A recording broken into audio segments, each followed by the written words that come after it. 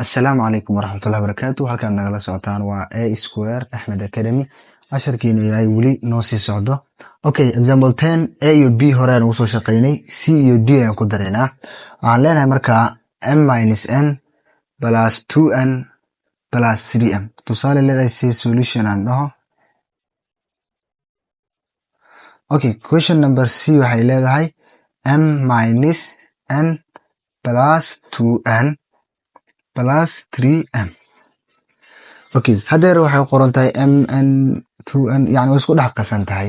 After that waxaad ku sameynaysaa rearranging, waad isku habeynaysaa. Wixii doorsoome isleh meel aad isku marinaysaa, kuwa kalena sidooda aad u qaadanaysaa, ama ayagana meel aad isku marinaysaa.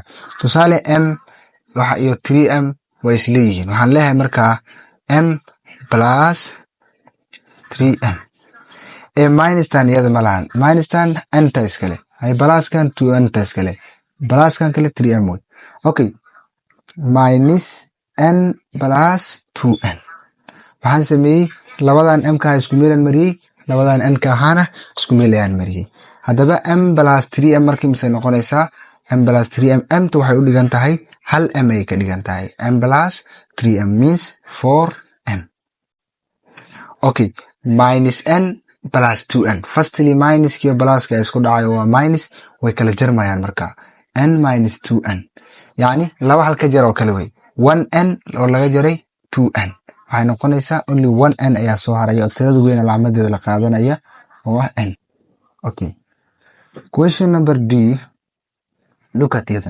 8h minus 5k minus 3h minus 2k. Iyadana generally tii hadda oo kale un bay la mid tahay. Rearranging ayaad sameynaysaa. Waxaad leedahay 8h minus 3h. Ileen tan h wadataa, tan h wadataa. Wixii xarfa isla meel isku mari. K iyo k sama aha. Minus 5k minus 2k. Marka 8h minus 3h. 8h oo laga jaray 3h. Waxay noqonaysaa 5h. Okay. Minus 5k minus 2k. Labada minus way isku dhacayaan oo waxay noqonayaan plus. Hadday plus noqdaan marka 5 plus 2 oo kale ka dhigan tahay. 5 plus 2 way mise waa 7k. Calaamadeel raacinaya tirada weyn calaamadeeda. Haddeer maadaama ay isku mid yihiin iskala soo qaado minus 7k. Okay, labadan tiro isku mid tagi karaan. Tan h wadataa, tanna k wadataa. Mana kala jarmi karaan, mana isku tagi karaan. Okay, qaybtan kale example 2.11 wuxuuna leeyahay find the value of the following expressions. Raadi qiimooyinka tibaaxooyinka mid kasta. Find the value. Raadi qiimaha of the following expressions. Tibaaxooyinkan soo socdo. If a equals to 3 and b equals to 6, mid kasta kuwaan soo socda markaa qiimee. Firstly marka 5a 3b 5a plus 3b minus 4a minus b ayaan haystaa. Okay, laba qaab waad samayn kartaa. Inuu sidiis hadda uu yahay aad harfaha ku bedelatid, ama inaad hal meel isugu keensatid si uu kuu fududaado. Marka qaab ugu fududaan marayna waxaan leeyahay firstly rearranging ayaan ku samaynaya. Wixii like terma isku meelaan marinaya. 5a minus 4a waa isleeyihiin sax, plus 3b iyo waxaa isle minus b ayagana waa isku xaraf. Haddaba 5a plus 4a waa imisa? 5a minus 4a afwan 5a minus 4a waa imisa? waa a oo tirada weyn calaamadeeda positive ka wadata, plus 3b iyo minus b. Pluskan iyo minuska ay isku dhacayo waxay noqonaysaa minus 3b minus b waa 2b. Okay, calaamadeen raacinaya tirada weyn calaamadeeda aad raacinaysaa. Halkan marka ii joogtaan waxaan leeyahay qiimaha a waa imisa? waa 3 plus 2b waxay ka dhigan tahay 2 lagu dhuftay b. 2 into asharaantii hore saan kusoo baranay. b na waa imisa? waa 6. Okay, 3 plus 2 times 6 waa 12. Okay, ugey marka 12 3 waa imisa? waa 15. Okay, tanna sidaas la mid ah yeel, ama qaabkeeda hadda ugu dhufan karnaa.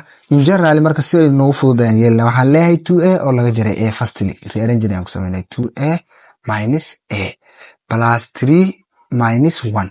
Labadan waa tiro way isleeyihiin.